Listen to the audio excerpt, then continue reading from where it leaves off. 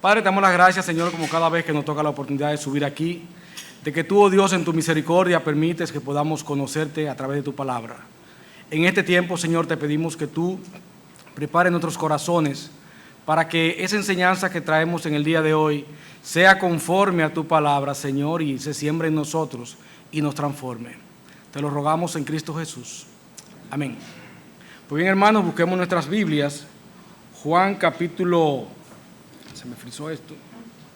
Juan capítulo 11.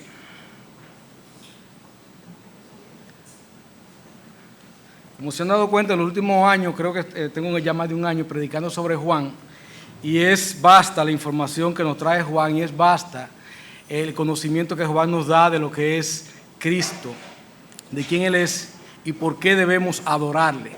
Recuerden que Juan es de estos que dicen para qué, en qué va a terminar la película. O sea, dígase qué yo quiero conseguir con este escrito. Y es para que creamos que Cristo es el Hijo de Dios y para que creyendo en Él tengamos vida eterna. Por lo tanto, todos los sermones, todas las enseñanzas tienen que apuntar a esa gran verdad y a ese gran objetivo que tenía el apóstol Juan cuando escribió este evangelio. Y el día de hoy no va a ser una excepción. Al estudiar este capítulo 11 hemos podido conocer sobre la soberanía de Dios. Aquello que hemos venido en la noche, hemos visto cómo Dios se manifiesta en este capítulo y muestra que Él es soberano, aún en los momentos de dificultad, en los momentos tristes, en los momentos de tragedia, en los momentos en que las cosas no salen como tú y yo queremos. Aún Dios en ese momento tiene control de todas las cosas y siempre tiene un propósito que es mayor que nosotros. Siempre creemos que la vida se trata de nosotros, pero no necesariamente se trata de nosotros, hermanos. Somos recibidores de la gracia de Dios, recibimos bendiciones de Él, pero al final lo que importa es la gloria de Dios, porque a Él nos debemos todos. La última vez que estudiamos el pasaje vimos al Señor Jesucristo trabajando en un drama familiar, trabajando en la fe de sus discípulos, trabajando en la fe de sus amigas María y Marta, y a la vez mostrándonos su carácter, su amor, su compasión por la raza humana a pesar de cómo somos. Y eso lo vimos la última vez que estuvimos aquí. En todo ello hemos visto múltiples declaraciones dadas por el Señor, y por eso quiero que vamos a tener que leerlo completo porque es parte todo de una historia. Vamos a profundizar en los versículos que van del 37 en adelante, pero debemos leerlo antes del capítulo para ver cómo llegamos aquí. Dice así la palabra de Dios. Estaba entonces enfermo uno llamado Lázaro de Betania, de la aldea de María y de Marta su hermana. María, cuyo hermano Lázaro estaba enfermo, fue la que ungió al Señor con perfume y le enjugó sus pies con sus cabellos. Enviaron pues las hermanas para decir a Jesús: Señor, he aquí el que ama está enfermo. Oyéndolo Jesús dijo: esta enfermedad no es para muerte, sino para la gloria de Dios, para que el Hijo de Dios sea glorificado por ella. Y amaba Jesús a Marta, a su hermana y a Lázaro. Cuando oyó pues que estaba enfermo, se quedó 2 días más en el lugar donde estaba. Luego, después de esto, dijo a los discípulos: vamos a Judea otra vez. Le dijeron los discípulos: Rabí, ¿ahora procuraban los judíos apedrearte y otra vez vas allá? Respondió Jesús: ¿no tiene el día 12 horas? El que anda de día no tropieza, porque ve la luz de este mundo. Pero el que anda de noche tropieza, porque no hay luz en él. Dicho esto, les dijo después: nuestro amigo Lázaro duerme, mas voy para despertarle. Dijeron entonces sus discípulos: Señor, si duerme sanará. Pero Jesús decía esto de la muerte de Lázaro, y ellos pensaron que hablaba del reposar del sueño. Entonces Jesús les dijo claramente: Lázaro ha muerto, y me alegro por vosotros de no haber estado allí, para que creáis, mas vamos a él. Dijo entonces Tomás, llamado Dídimo, a sus condiscípulos: vamos también nosotros, para que muramos con él. Y aquí quiero hacer un paréntesis, como lo voy a hacer en cada una de las secciones, para ver los dichos de Jesús, lo que Jesús nos enseña en cada una de esas secciones. En su interacción con sus discípulos nos enseña que siempre hay un propósito mayor a nosotros en lo que pasa en nuestra vida. El Señor le dijo: esta enfermedad no es para muerte, sino para la gloria de Dios, para que el Hijo de Dios sea glorificado en ella. Más adelante el Señor Jesucristo le dice a sus discípulos, vamos a Judea otra vez. Recuerden que a Jesucristo lo querían matar en Judea. Hermanos, el Señor Jesucristo nos enseña en esta palabra que el peligro no debe ser nunca un obstáculo para realizar la obra de Dios, la obra que Dios nos ha encomendado. Debemos hacer la obra de Dios en tanto tenemos tiempo, pero además, si estamos actuando según la voluntad de Dios, también disfrutaremos de su guía y su protección. Eso nos lo enseña el Señor cuando le dijo a ellos, mis hijos, en otras palabras, ¿no tiene el día 12 horas? El que anda de día no tropieza porque ve la luz de este mundo, pero el que anda de noche tropieza porque no hay luz en él. Hay un tiempo y un espacio en el cual nosotros vamos a actuar, podemos actuar y debemos aprovecharlo. Y si andamos con el Señor, siempre vamos a andar en luz, siempre vamos a andar haciendo las cosas como a Él le agradan. Para Dios, la muerte de sus hijos es como un descanso momentáneo. Por eso el Señor le dijo a ellos, nuestro amigo Lázaro duerme, mas voy a despertarlo. Ellos asumieron que era sencillamente dormir como dormimos todos los días, pero el Señor estaba hablando de algo mucho más profundo. Para el Señor, la muerte de sus hijos es como un breve descanso. Además, como hemos dicho, hermano, Dios usa las circunstancias para fortalecer nuestra fe. El Señor les dijo a ellos, Lázaro ha muerto, y me alegro por vosotros de no haber estado allí, para que creáis, mas vamos a Él. Más adelante vamos a ver la interacción del Señor Jesucristo ahora con Marta. Y ya hablamos de Marta la última vez que predicamos y vimos cómo ella tenía una fe que estaba muy basada en el conocimiento que tenía de las Escrituras. Ella creía en Dios por las cosas que Dios había hecho y creía en Dios por las cosas que la palabra de Dios decía que Dios haría en el futuro. Pero Marta no estaba muy segura de las cosas que Dios podía hacer en el presente. Por eso Marta le dice al Señor, si estuvieses aquí, el Señor, mi hermano no hubiese muerto. Y el Señor le dice, tu hermano resucitará. El que está en Cristo, hermano, tiene un futuro que va más allá de la muerte. Y eso lo vimos la semana pasada. Y solamente en Cristo hay salvación. Marta le dice al Señor, yo sé, Señor, que le resucitará en el día postrero. Y el Señor le dice, yo soy la resurrección y la vida. Estamos en el versículo 25. El que cree en mí, aunque esté muerto, vivirá. Y todo aquel que vive y cree en mí, no morirá eternamente. ¿Crees esto? Hermanos, estos dos versículos son el llamado del Señor a cada uno de los incrédulos para que lo aceptemos a Él y para que creamos en Él. Sin embargo, el Señor va a demostrar con hechos que sus palabras son verdad. Y es parte de lo que vamos a ver en el día de hoy. Vemos que el Señor Jesucristo fortalece la fe de Marta a través de darle información de quién Él era y por qué ella debía confiar en Él. Sin embargo, vamos a ver más adelante que aún así la fe de Marta seguía titubeando, seguía todavía puesta en el pasado y en el futuro, pero no en el presente. Y vemos después la interacción del Señor con María. Y quiero que la leamos esta. Dice así la palabra de Dios. Disculpen que estoy aquí en Marta. Ok. Habiendo dicho esto, fue y llamó a María su hermana, versículo 28, diciéndole en secreto, el maestro está aquí y te llama. Ella, cuando lo oyó, se levantó de prisa y vino a él. Jesús todavía no había entrado en la aldea, sino que estaba en el lugar donde Marta la había encontrado. Entonces los judíos que estaban en casa con ella y la consolaban, cuando vieron que María se había levantado de prisa y había salido, la siguieron diciendo, va al sepulcro a llorar allí. María, cuando llegó a donde estaba Jesús, al verle, se postró a sus pies diciéndole, Señor, si hubieses estado aquí, no habría muerto mi hermano.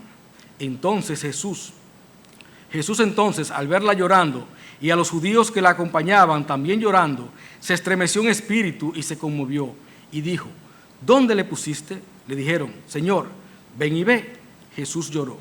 Dijeron entonces los judíos, mirad cómo le amaba. Y algunos de ellos dijeron, ¿no podía este que abrió los ojos del ciego haber hecho también que Lázaro no muriera? Vemos aquí ya cómo se van produciendo diferentes criterios en cuanto a cómo reaccionar a las palabras del Señor. Aquí hubo un grupo que cuestionó por qué Jesucristo, que había sanado a tanta gente, no había sanado a esta persona. Pero quiero que nos enfoquemos en los dichos del Señor, porque estamos haciendo una especie de resumen. El que está en Cristo, hermano, tiene un futuro más allá de la muerte. Eso lo vimos. Pero también vemos aquí, hermanos, que el Señor siempre toma la iniciativa. Pero Él también quiere que participemos en la obra que Él va a realizar. ¿Dónde le pusisteis? Es una pregunta que parecería algo de rutina, pero una pregunta que implica mucho. Porque el Señor sabía dónde estaba Lázaro, el Señor sabía cuál era la condición de Lázaro, pero el Señor quería que ellos vieran cuál era la necesidad que ellos tenían, cuál era el problema que había en su vida y en sus corazones. ¿Cuál era el problema en ese momento? Que Lázaro estaba muerto. El Señor quiere que nosotros nos abramos a Él y le expresemos cuáles son nuestros problemas y en qué áreas nosotros queremos que Él trabaje para con nosotros. Hermanos, el Señor le dijo más palabras a María de las que le dijo a Marta, a pesar de que encontramos más escritos en la conversación con Marta que en la conversación con María, porque en María el Señor abrió todo su corazón. Sus lágrimas fueron el discurso más extenso del pasaje, porque nos mostraron su humanidad, su infinito amor y cuánto le duele a Dios ver los estragos del pecado en su creación. Hermanos, el Señor se estremeció en espíritu, el Señor lloró, sus lágrimas fueron derramadas. El Dios eterno, el creador de todas las cosas, lloró por un pecador que había muerto. Y asimismo sabemos que ha llorado por nosotros cuando hemos estado muertos en nuestros delitos y pecados y cuando pecamos como si todavía estuviésemos muertos. El Señor Dios es un Dios cercano a nosotros, es un Dios que se conduele, no es un Dios lejano, es un Dios que está cerca de nuestra, que conoce nuestras debilidades y que por eso intercede por nosotros. Y aquí vemos al Señor Jesucristo intercediendo. ¿Dónde le pusisteis? Hoy vamos a ver el poder de Cristo en acción y cómo la fe en Él nos va a llevar a ver su gloria en toda su manifestación. Hermanos, lo primero que vamos a ver en estos versículos que van del 38 en adelante, que es el texto de hoy, vamos a leerlo primero, es que la condición natural del hombre es muerte. La situación de Lázaro es el mejor testimonio de ello. Dice la palabra de Dios, versículo 38. Jesús, profundamente conmovido otra vez, vino al sepulcro. Era una cueva y tenía una piedra puesta encima. Dijo Jesús, quitad la piedra. Marta, la hermana del que había muerto, le dijo, Señor, hiede ya, porque es de 4 días. Jesús le dijo, ¿no te he dicho que si crees verás la gloria de Dios? Entonces quitaron la piedra de donde había sido puesto el muerto, y Jesús, alzando los ojos a lo alto, dijo, Padre, gracias te doy por haberme oído. Yo sabía que siempre me oyes, pero lo dije por causa de la multitud que está alrededor, para que crean que tú me has enviado. Y habiendo dicho esto, clamó a gran voz, Lázaro, ven fuera.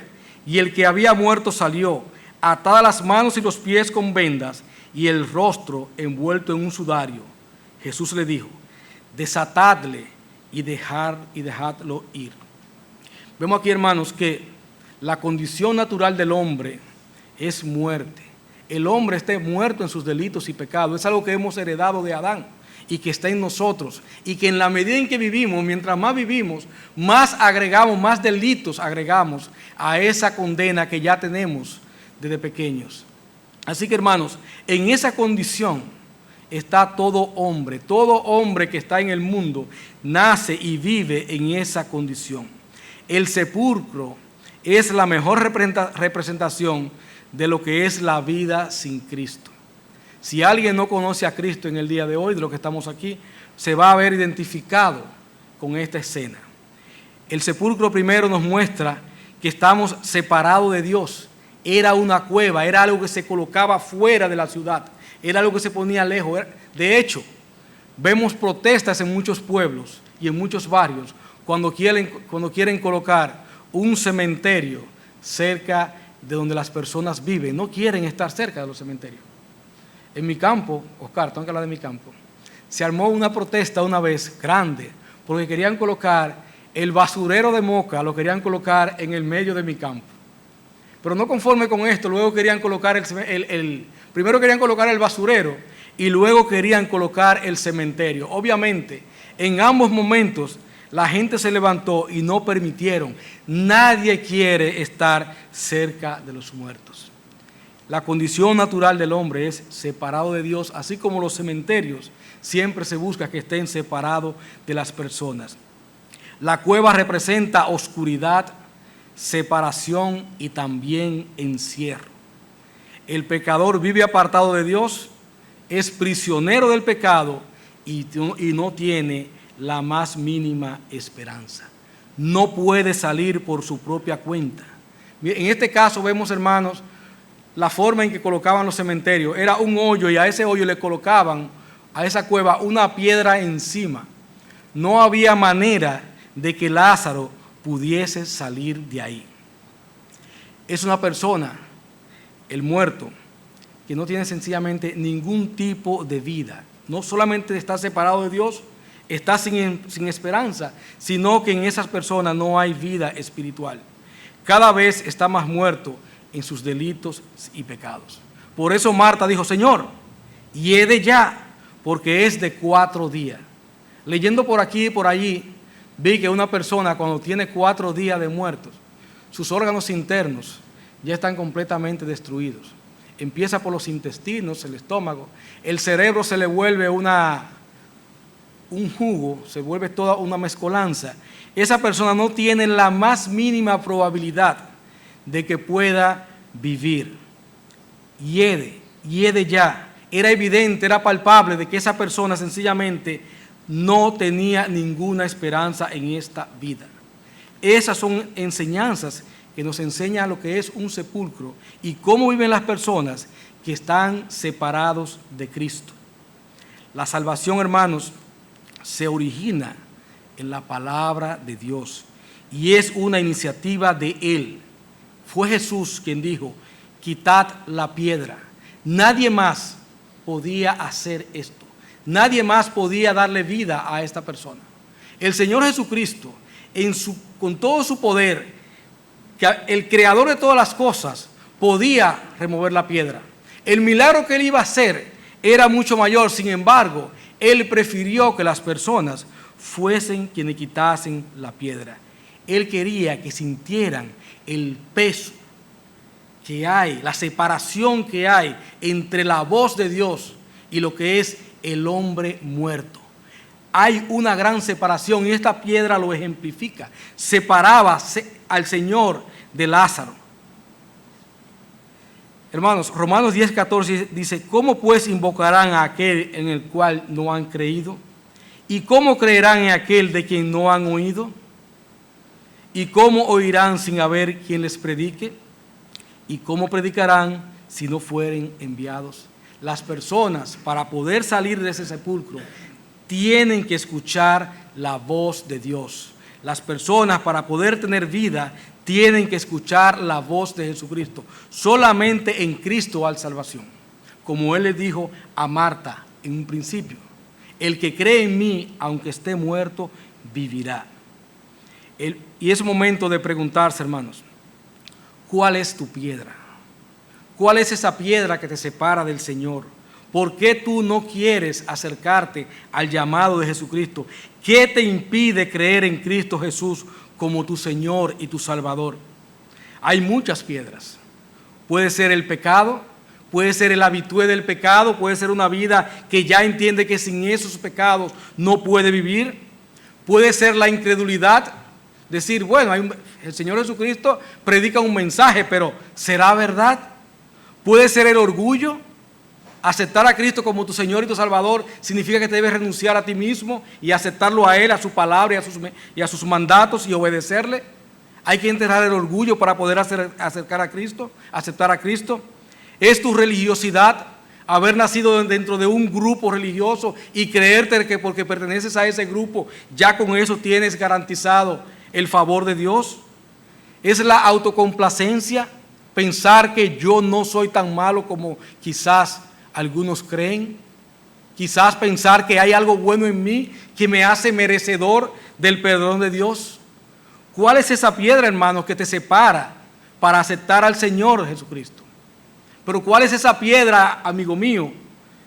Lo invertí sin querer. Hermano mío, que no te permite servirle al Señor de la manera que Él espera de ti. Hay muchas piedras y debemos revisarnos para encontrar cuáles son esas piedras y quitarlas del camino. Hay piedras que impiden la salvación, como dijimos, el pecado, la incredulidad, el orgullo, la religiosidad, la autocomplacencia. Pero hay otras que impiden la santificación del creyente. Y muchas veces nosotros creemos que somos libres, pero vivimos cargando un saco de piedra. Vemos aquí en la respuesta de Marta que ella seguía cargando piedras. Marta dice, el Señor ya hiede. Todavía ella no había aceptado que Cristo podía salvar a su hermano, sencillamente porque la concepción que ella tenía de quién era Jesucristo. Señor, ya pasó el tiempo de tu actuar ya pasó. Pero muchas veces nosotros no actuamos porque estamos más enfocados en crear piedras frente a nosotros para no servir al Señor. Puede ser que creamos piedra al crear más ocupaciones de las que el Dios espera que tengamos. Dedicar más tiempo a otras cosas que a las cosas que Dios quiere que dediquemos. Nos la pasamos buscando cosas, cursos, actividades, cosas extracurriculares para no sacar el tiempo del servicio a Dios. Muchas veces entendemos que las personas no merecen que le prediquemos la palabra por el rechazo que podríamos recibir. Eso es orgullo, hermanos. Esas son piedras que también colocamos en nuestro camino. O pensamos que, bueno, si el Señor sabe cuáles son sus escogidos, de una manera u otra Él va a hacer la obra. Pero el Señor va a hacer la obra contigo y conmigo. Y debemos recordar esto. Si somos salvos, ha sido con un propósito. Y es glorificar a Dios. Y la forma en que podemos glorificar a Dios es llevando personas de las tinieblas a la luz. Sacando personas del sepulcro y colocándolo a una vida nueva. Hermanos, versículo 40 nos dice, Jesús le dijo, ¿no te he dicho que si crees verás la gloria de Dios? Entonces quitaron la piedra donde había sido puesto el muerto, y Jesús, alzando los ojos a lo alto, dijo, Padre, gracias te doy por haberme oído. Yo sabía que siempre me oyes, pero lo dije por causa de la multitud que está alrededor, para que crean que tú me has enviado. Disculpen, hermano. Un segundito, por favor.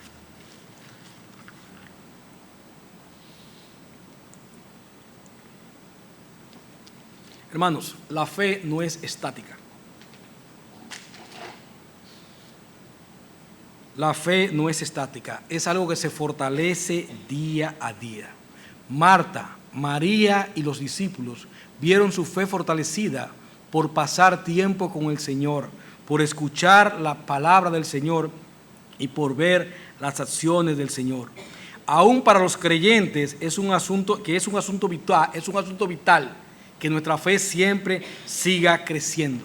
Vemos a Marta, ya el Señor le había dado muchas informaciones, sin embargo Marta seguía dudando. Marta seguía inmersa en su lógica y a veces nosotros no podemos pasar toda una vida con muchísimas áreas en las cuales no le hemos trabajado porque estamos inmersos en nuestra lógica y no siguiendo las enseñanzas de nuestro Dios. Si nos enfocamos en glorificar a Dios, el mundo lo va a notar. Vemos aquí al Señor Jesucristo como nos dice que Él alzó sus ojos y oró al Padre. Dijo, Padre, glorifica, gracias te doy por haberme oído. Yo sabía que siempre me oyes. Pero ¿por qué lo dijo? A causa de la multitud que estaba alrededor, para que crean que tú le has enviado. Hermanos, si nosotros nos enfocamos en glorificar a Dios, que era el único enfoque que tenía el Señor Jesucristo, las personas lo van a notar. Las personas van a ver que nosotros no actuamos por nosotros, sino que es Dios el que está actuando en nosotros. ¿Y cómo podemos hacer eso? Primeramente tenemos que tener una relación de filialidad con nuestro Padre. O sea, el Señor debe ser nuestro Padre. Es el primer paso para toda persona, si quiere glorificar a Dios, es hacerse hijo de Dios.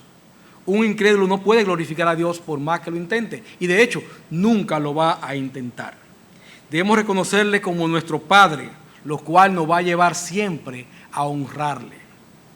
Debemos dar gracias a Él por su cercanía, porque no es por mérito, sino que ha sido por su amor, porque Él tomó la iniciativa.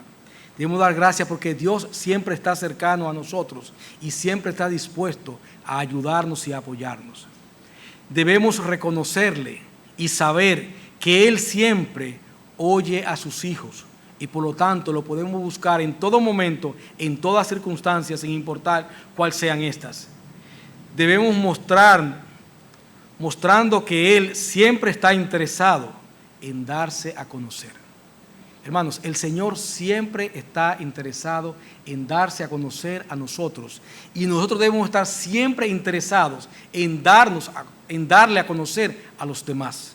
Por eso la predicación de la palabra, el testimonio nuestro, no es algo opcional, sino que debe ser parte de nuestra vida. Ahora, hermanos, ¿cómo vemos a Dios glorificarse, mostrar su gloria de una manera más palpable que en la salvación de alguien? Ahí es donde mejor entendemos el carácter de Dios. El domingo pasado tuvimos un bautismo aquí y la verdad es que no sé si a ustedes les pasó lo mismo que a mí, pero desde que empezó el bautismo hasta que salimos de aquí, yo no podía parar de sonreír. O sea, había un gozo en mí por ver a esos hermanos dar testimonio público de lo que Dios había hecho en sus corazones, que yo no lo podía disimular. Fue un día glorioso, fue un día hermoso, fue un día precioso, porque ellos estaban dando testimonio de lo que Dios había hecho en ellos. Pero vemos que cada uno de ellos dio sus testimonios. En el momento, unos se salvaron hace un año, otros fueron hace muchos años, otros fueron más cerquita, uno con mayor edad, otro con menor edad. Y vemos en estas personas algo muy importante. La salvación es un llamado individual. La salvación no es interpósita a personas, sino que es un llamado individual. Y habiendo dicho esto, clamó a gran voz: Martín, ven fuera. No, Lázaro, ven fuera. Y el que había muerto salió, atadas las manos y los pies con vendas, y el rostro envuelto en un sudario. Jesús le dijo: desatadle y dejadle ir. Vemos aquí que es personal. El Señor quiere que cada uno de nosotros sea salvo, porque establezca una relación personal con Él. Juan 3:16, versículo que todos conocemos, nos dice: porque de tal manera amó Dios al mundo, que ha dado a su Hijo unigénito, para que todo aquel, ahí lo individualiza, que en Él cree, no se pierda, mas tenga vida eterna. Y el Señor Jesucristo en el capítulo 10 de Juan nos dice: mas el que entra por la puerta, el pastor de las ovejas es, hablando del mismo. A este abre el portero, y las ovejas oyen su voz, y a sus ovejas llama por nombre y las saca. No dice: ovejas, salgan, sino que la llama y dice: María, Juan, Martín, Temi, ven, sal fuera. El Señor nos llama por nuestro nombre. Es un llamado individual. La salvación es algo personal. El hecho de que yo sea salvo no hace salvo a mis hijos.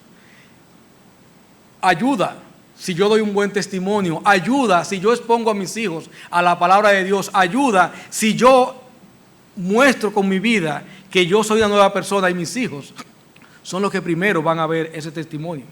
Pero la salvación de ellos va a depender de su fe en el Señor Jesucristo.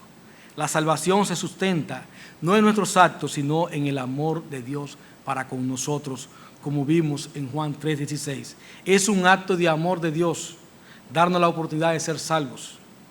Es irresistible.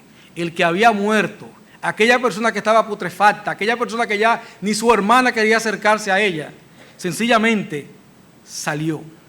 El que había muerto salió. Todos sus órganos fueron reconstruidos. Asimismo, hermanos, cuando el Señor te llama, lo que te queda hacer es responder a su llamado. Y si el Señor te está llamando hoy, lo que te queda es responder a Él. Hermanos míos, dice Juan 6:37, todo lo que el Padre me da vendrá a mí, y el que a mí viene no le echo fuera. 6:44. Ninguno puede venir a mí si el Padre que me envió no lo trajere, y yo le resucitaré en el día postrero. Escrito está en los profetas, y serán todos enseñados por Dios. Así que todo aquel que oyó al Padre y aprendió de él, viene a mí. Si tú estás aquí, hermano, si el Señor te movió aquí a escuchar su palabra, el Señor te está llamando. El Señor te está llamando. Te está llamando con lazos de amor y no por dolor. Además, la salvación, hermano, nos enseña que es algo completa. Lázaro no tenía nada que agregarlo, pero Lázaro no hizo nada para poder recuperar la vida y para poder recuperar su capacidad de andar. Toda la obra la hizo el Señor. Y toda la obra de nuestra salvación también la hizo el Señor. Y toda la obra de tu salvación siempre va a estar reservado para el Señor. Lo único que tú debes hacer es creer, creerle a Él, creer en su palabra y creer en sus hechos. Pero la santificación no es igual que la salvación. Y aquí encontramos, hermanos, a otros hermanos involucrados en el proceso. Para la salvación es un asunto entre tú y el Señor. Y nosotros podemos ser instrumentos de Dios para predicarte la palabra, pero al final es un acto de fe que tú vas a tomar hacia el Señor. Pero nosotros sí podemos participar tanto en la predicación como en la santificación. Lázaro salió atada las manos y los pies con vendas y el rostro envuelto en un sudario. Lázaro ya estaba fuera, tenía vida, pero también tenía obstáculos que le impedían avanzar hacia Dios, obstáculos que le impedían actuar según la voluntad de Dios y obstáculos que le impedían mirar y contemplar la magnificencia de Dios.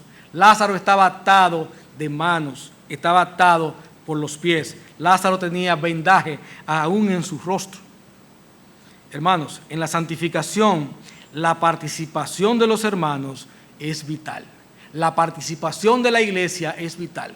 Por eso hacemos tanto énfasis en que si usted aceptó a Cristo como su Señor y su Salvador, discipúlese, busque un discipulador. Nunca dejemos de discipularnos, porque siempre van a haber vendas en nuestros pies, siempre van a haber vendas en nuestras manos y siempre van a haber vendas en nuestros ojos. Así que, hermanos, en la santificación debemos involucrarnos todos. En la salvación también, en cuanto a que seamos instrumentos para llevar el mensaje del Evangelio a los perdidos. Pero en la santificación debemos estar toda la vida completamente involucrados. La obra de Cristo, hermano, nunca es en vano. Aquí hemos visto el testimonio de Lázaro. Lázaro salió, Lázaro recuperó la vida, aunque después quisieron matarlo, pero esta es otra historia y la veremos luego. Pero enfoquémonos ahora. Lázaro recibió lo que deseaban todas las personas que estaban intercediendo por él. La obra de Cristo, hermano, nunca es en vano. Versículo 45.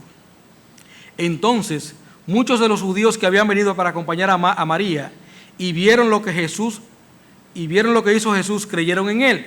Pero algunos de ellos fueron a los fariseos y le dijeron lo que Jesús había hecho. Vemos aquí ese contraste. Unos aceptaron al Señor, otros sencillamente rechazaron al Señor. Nadie queda indiferente ante el mensaje. Y el resultado va a depender de la fe de las personas. Para unos fue suficiente para creer en Cristo Jesús. Para otros fue un material para buscar reconocimientos y ventajas temporales. Fueron como estos chismosos que van a dar un informe creyendo congraciarse con el jefe o congraciarse con la otra persona. Aquí vemos cómo estas personas actuaron con diferentes actitudes ante un mismo hecho, ante unas mismas palabras y ante una misma acción de Dios. Tuvieron diferentes actitudes porque sus corazones tenían otros enfoques. Unos estaban pensando, vieron a Dios actuando y dijeron, este es a quien estábamos esperando, y otros lo que vieron fue a alguien que atentaba contra el sistema de cosas establecido. Segunda de Corintios 2, 14 al 16 nos dice, mas a Dios gracias, eso es Pablo hablando de los Corintios, el cual nos lleva siempre en triunfo en Cristo Jesús, y por medio de nosotros manifiesta en todo lugar el olor de su conocimiento. Porque para Dios somos grato olor de Cristo en los que se salvan. Grato olor de Cristo en los que se salvan. Así miran las personas al evangelizador cuando ven a Dios hablando a través de ellos. Lo ven como grato olor de Cristo. Y en los que se pierden, a estos ciertamente olor de muerte para muerte. Y a aquellos olor de vida para vida. Y para estas cosas, ¿quién es suficiente? Hermanos míos, las personas van a tomar diferentes actitudes. Unos van a aceptar el mensaje, otros van a rechazar el mensaje. Aquí estamos hablando viendo a Cristo actuar. Vemos a Cristo salvar a alguien. Vemos a Cristo recomponer un cuerpo. Sin embargo, para unos no fue suficiente para creer. Quizás, hermano, tu motivo para estar aquí no es la razón por la que Dios te trajo. Repito, porque suena como media trabalengua. Quizás tu motivo para estar aquí no es la razón por la que Dios te trajo. Quizás estás aquí por costumbre, quizás estás aquí porque tu familia viene a la iglesia y tú quieres acompañar a tu familia, porque tu novia viene a la iglesia o tu novio viene a la iglesia y tú quieres acompañar a su familia. Quizás tu motivo es ese, quizás tu motivo es temporal, quizás tu motivo está en el aquí y en el ahora. Pero la razón por la que Dios te trajo es para que tú escuches la palabra, para que tú escuches el evangelio y para que tú tengas la oportunidad de ser salvo. Para muchos judíos, su viaje a este funeral era un trámite social. Fueron a cumplir, como dicen allá en mi campo, o en el mejor de los casos, un deseo genuino de acompañar a los familiares. Pero la verdadera razón de Dios, que es lo que importa, era exponerlos a ellos a su palabra.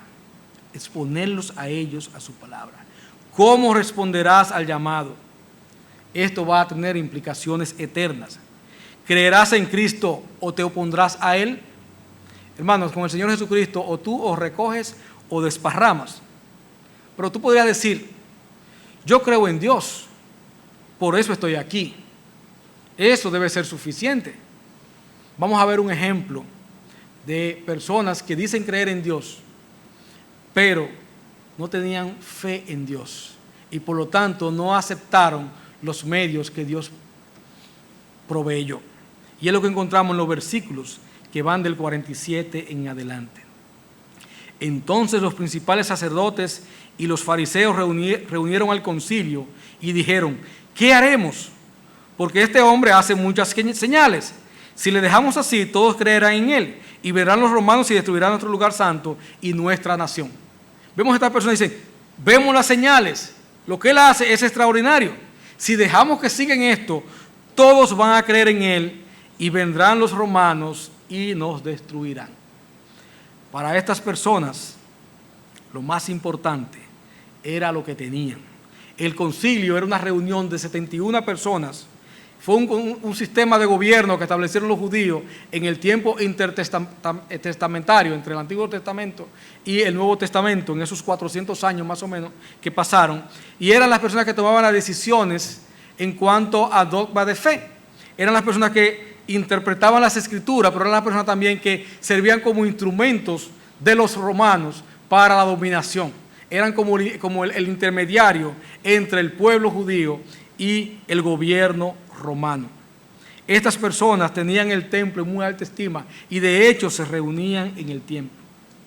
Estaban más interesados en mantener su posición que en salvar sus almas. Aún las piedras del lugar santo eran más valiosas para ellos que la vida eterna que Cristo les podía dar. Por eso ellos decían, van a venir los romanos y van a destruir el lugar santo. ¿Y saben en qué terminó la historia, hermanos? 40 años después de haber rechazado al Señor Jesucristo, llegaron los romanos y destruyeron el lugar santo. No pudieron salvar las piedras. Todavía lo que queda es un pedazo de pared a la cual todavía ellos van a orarle a ese pedazo de pared. Así que, hermanos míos, el Señor lo primero que hace es desnudar la hipocresía religiosa.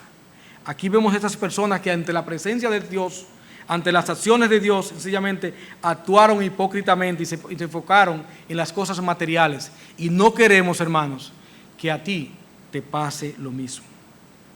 La obra de Cristo nos habla del carácter de Dios, la inmutabilidad de su consejo, su inmenso amor y su misericordia. ¿Dónde vemos esto? En las acciones de Caifás, versículo 49. Entonces Caifás, uno de ellos, sumo sacerdote de aquel año, les dijo: vosotros no sabéis nada, ni pensáis que nos conviene que un hombre muera por el pueblo y no que toda la nación perezca. Esto no lo dijo por sí mismo, sino que como era el sumo sacerdote aquel año, profetizó que Jesús había de morir por la nación. Y no solamente por la nación, sino también para congregar en uno a los hijos de Dios que estaban dispersos. Así que desde aquel día acordaron matarle. Hermanos, vemos una gran contradicción. Un Dios que actúa, un Dios que salva, un Dios que sana, y sencillamente la reacción del pueblo es, la reacción de aquellas personas que son los que se supone que más conocen su palabra, es quitarle del medio.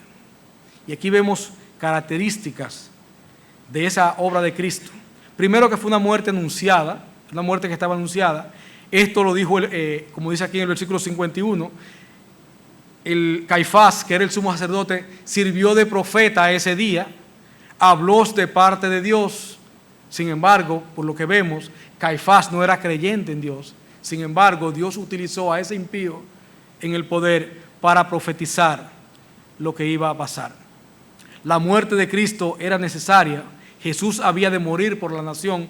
No había forma, hermano, de que la salvación pudiese llegar a los hombres sin la muerte de Cristo. ¿Por qué? Porque no ha habido un hombre que haya sido puro, santo y que pueda morir por otro. Solamente Cristo podía cumplir con esos requisitos para que su muerte pudiese sustituir la muerte tuya y la muerte mía. Así que, hermano, su muerte también abrió la puerta para que esa gracia llegase a todo el mundo. Dice aquí, también para congregar en una a los hijos de Dios que estaban dispersos. El Señor siempre tuvo un plan que fue más allá de Israel.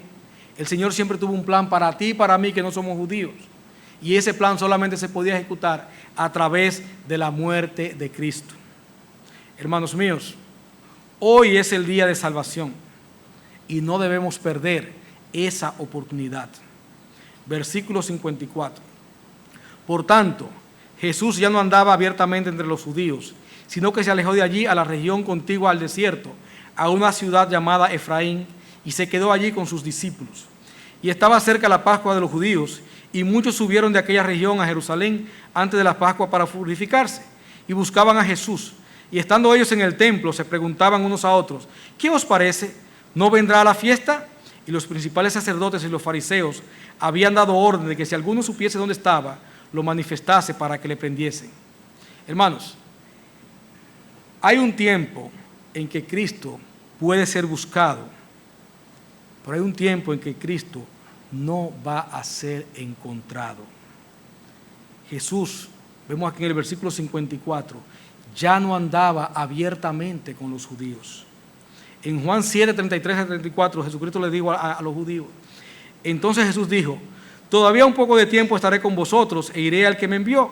Me buscaréis y no me hallaréis, y a donde yo estaré, vosotros no podréis venir. Hay un tiempo en el que el Señor Jesucristo te va a acercar a Él y te va a llevar el mensaje de salvación. Pero esa oferta es por tiempo limitado. Yo recuerdo que hace un tiempo habían unas ofertas en los supermercados que eran miércoles de vegetales. Y todo el mundo sabía que los miércoles, ese día, los vegetales tenían un 30 o un 40%.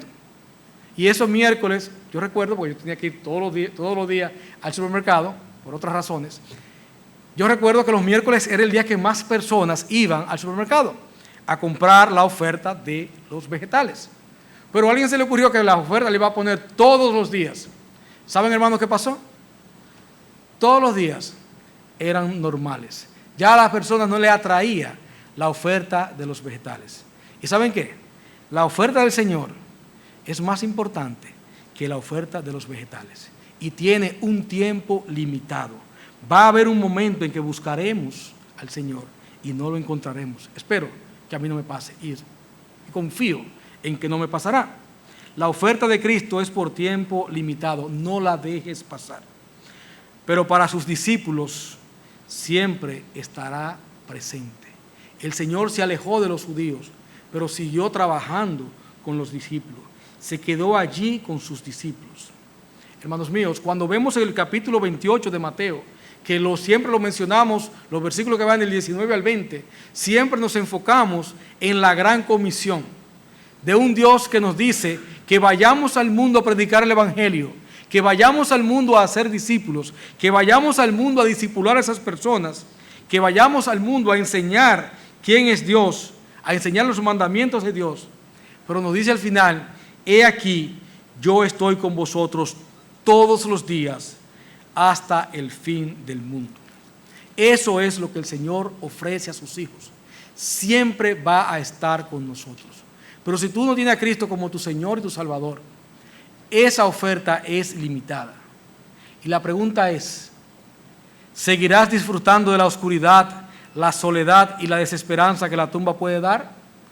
¿O responderás al llamado a salir fuera? ¿Podrás, hermanos, responder positivamente al llamado que hoy nos hace Dios para que le aceptemos? ¿Te enfocarás a partir del día de hoy a despojarte de todo aquello que pesa, todas aquellas vendas que no te permiten glorificar a Dios con tu vida?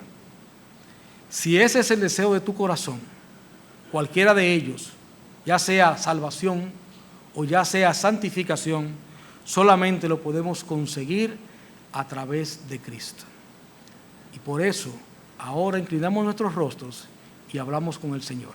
Amén. Vamos a orar. Padre, te damos las gracias, Señor, porque tú eres un Dios cercano, eres un Dios que habla con las personas, que te revela a las personas, que estás cerca, que estás disponible, Señor. Ayúdanos, Señor, a aprovechar y a disfrutar de ese privilegio, acercándonos a ti todos los días, Señor, en oración, en el estudio de la palabra, Padre, testificando de ti, mostrando que somos tus hijos y que reflejamos tu carácter.